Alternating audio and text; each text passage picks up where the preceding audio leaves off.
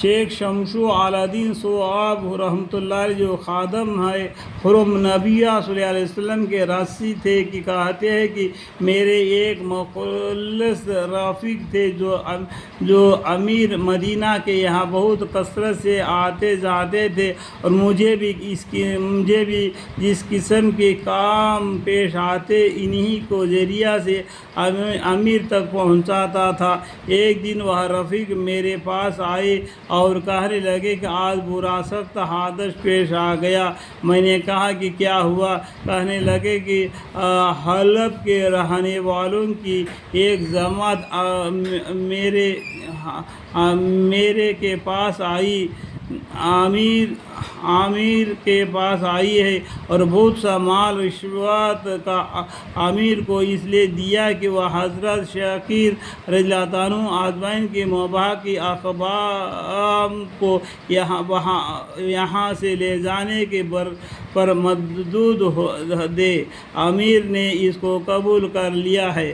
شیخ صاحب رحمۃ اللہ کہتے ہیں کہ یہ خبر سن کر میرے رنج کا انتہائی نہ رہی۔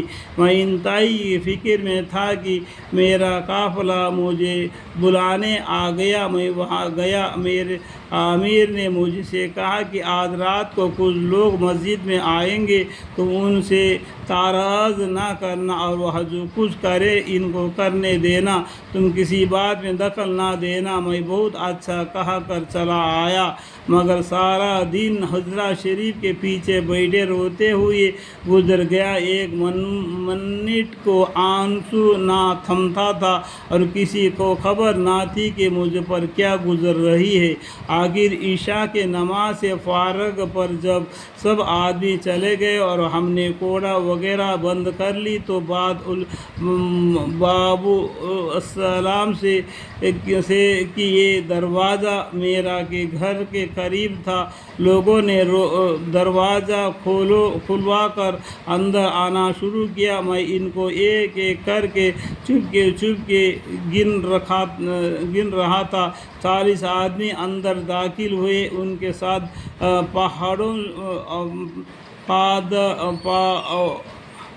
پاوڑے اور ٹوکریاں اور زمین کھودنے کے بہت سے آلات تھے۔ وہ اندر داخل ہو کر حجرہ شریف کی طرف کو چلے۔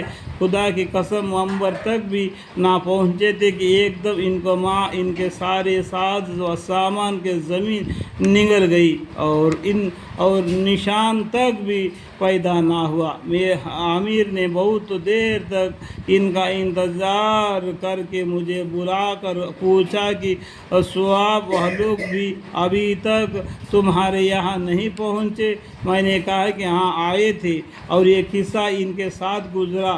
امیر نے کہا دیا کہ کیا کہہ رہے ہو؟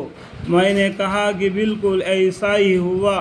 آپ چلیے وہ جگہ بتاؤں جہاں یہ قصہ گزرا۔ امیر نے کہا کہ اچھا بس یہ بات یہی تک رہے، اگر یہ بات کسی اور پر ظاہر کی گئی تو سر اڑا دیا جائے گا۔ اللہم اغفر لی۔